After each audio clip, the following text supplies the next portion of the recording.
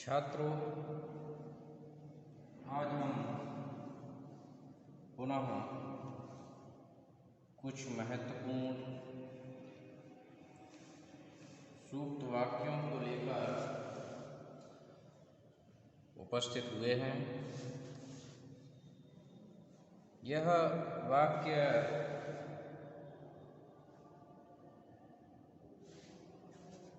सूत्रात्मक वाक्य हैं और यह अक्सर पूछे जाते रहे हैं। तो आज हम इन सूत्रात्मक वाक्यों की चर्चा करेंगे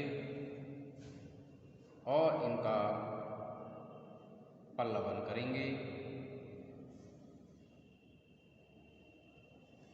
तो पहला वाक्य है, कर्म गति टारे नाही टरी। दूसरा है, प्रभु जी तुम चंदन हम पानी। तीसरा है, सौंदर्य की कसौटी। चौथा है, विजय बहिर्मुखी होती है, पराजय अंतर्मुखी। विश्वासों और संस्कारों का छल भाषा में आ ही जाता है। तो सबसे पहला वाक्य इसकी आज हम चर्चा करेंगे, कर्म गति टारे नाही टरी। सर्वप्रथम इसका पल्लवन करेंगे कि कर्म गति टारे नाही टरी, अर्थात कर्म की जो गति है वो टाले से भी नहीं टाली जा सकती है, क्योंकि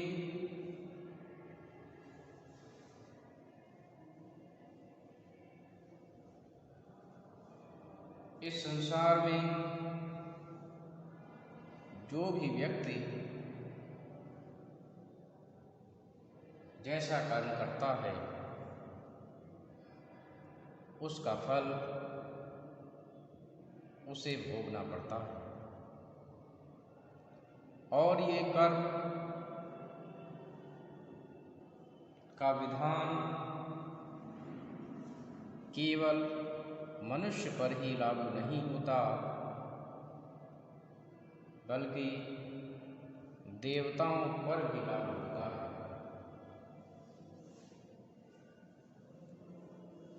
तो जो व्यक्ति जिस प्रकार का कर्म करता है उसका परिणाम उसको अवश्य ही भोगना होता है।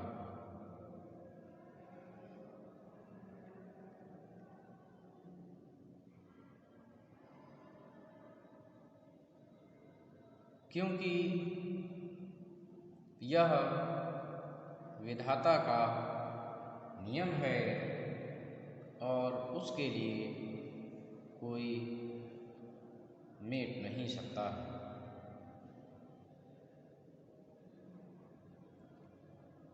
इसके विषय में कहा भी गया है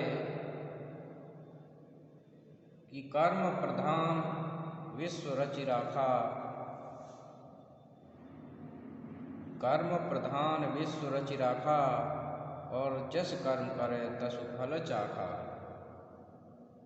कि जो व्यक्ति जैसे कर्म करता है उसके अनुसार ही उसको फल की प्राप्ति होती है। यदि व्यक्ति के कर्मों में सद्गुणों का वास है, वह सत्संगति करता है, वह सदाचरण करता है, तो निश्चित ही ऐसे व्यक्ति के लिए इस संसार में यश और कीर्ति प्राप्त होती है। परंतु इसके विपरीत यदि कोई व्यक्ति सदाचार से रहित है, दुर्गुणों से सहित है, उसमें अनेक अवगुण और कुकर्म भरे हुए हैं, तो निश्चित ही उसको इस संसार में अपयश ही प्राप्त होगा। तो इसीलिए कर्म की गति को कोई टाल नहीं सकता है। इसीलिए कहा गया है कि कर्म गति टारे नाही टरी। अब हम बात करते हैं दूसरे बिंदु की कि प्रभु जी तुम चंदन हम पानी। चंदन का वृक्ष होता है, अर्थात चंदन काष्ठ का ही एक रूप होता है। प्रभु जी तुम चंदन का आशय है कि चंदन प्रभु का जड़ रूप है। परमात्मा सृष्टि के कण कण में निवास करता है। चंदन का गुण है सुरभि प्रदान करना। पत्थर की सिर पर चंदन के टुकड़े पर पानी डालकर जब उसे घिसा जाता है तो उससे गाढ़ा आलेप बन जाता है और समस्त वातावरण में सुवास भर जाती है। पानी का कोई रंग नहीं होता, उसमें जो रंग डालो उसी को ग्रहण कर लेता है। कवि ने मनुष्य को पानी बताया है, उसमें जो रंग डालो वैसा ही ग्रहण कर लेता है। मनुष्य को जैसा वातावरण, परिवेश और संस्कार प्राप्त होते हैं, उसी प्रकार वह उस वातावरण को प्राप्त करता है और वैसा ही वह बनता चला जाता है। इसीलिए कहा गया है प्रभु जी तुम चंदन हम पानी, अर्थात प्रभु की भक्ति करने से व्यक्ति स्वयं भक्तमय हो जाता है। अगला बिंदु है सौंदर्य की कसौटी।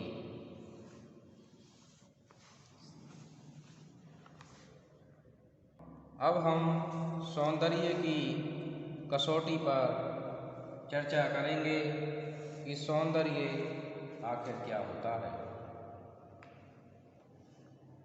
संसार में सौंदर्य चारों तरफ बिखरा हुआ है। वन उपवन में हरियाली और रंग बिरंगे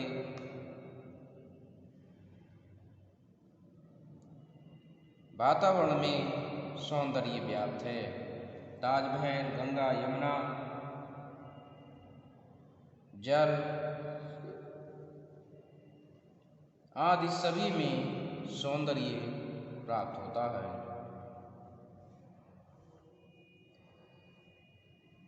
मानव मात्र के प्रति प्रेम भाव, सद्भाव तथा भाईचारे की भावना, हर वस्तु, भाव या विचार में सौंदर्य का अवलोकन किया जा सकता है।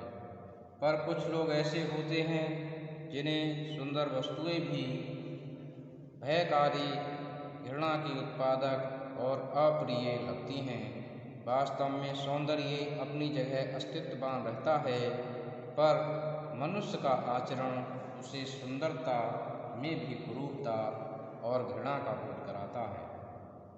जिस प्रकार ताजमहल के सौंदर्य को देखने के लिए विश्व भर के लोग आते हैं और संसार भर में की गई कलाकारी को, कलाकारों और कला की सराहना करते हैं, और जिस ताजमहल को प्रेम का प्रतीक माना गया है उसी के बारे में कुछ ऐसा कहते हैं कि एक शहंशाह ने हम गरीबों की मोहब्बत का मजाक उड़ाया है।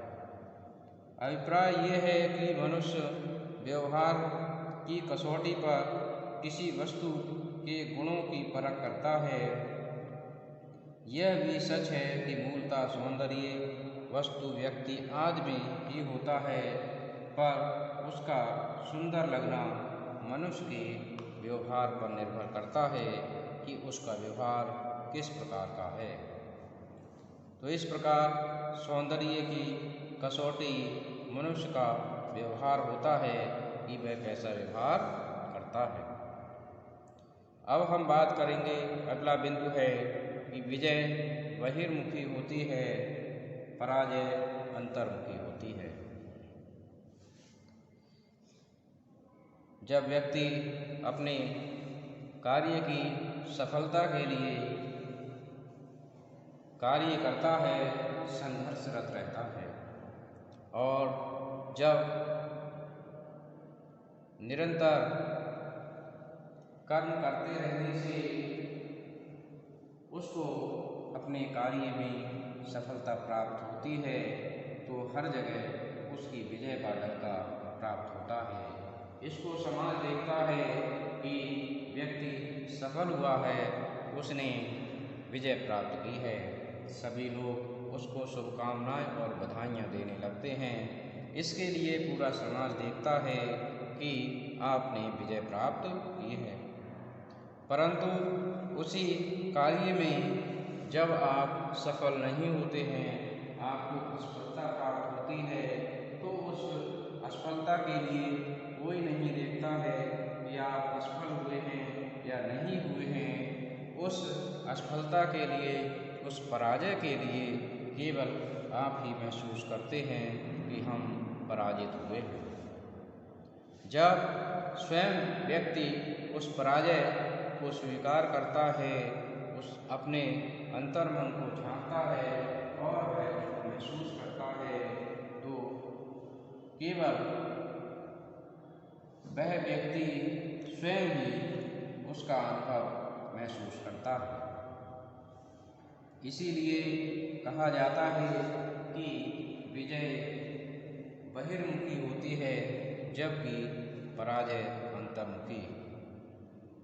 अगला बिंदु है विश्वासों और संस्कारों का छल भाषा में आ ही जाता है। विश्वासों और संस्कारों का छल भाषा में आ ही जाता है। इसमें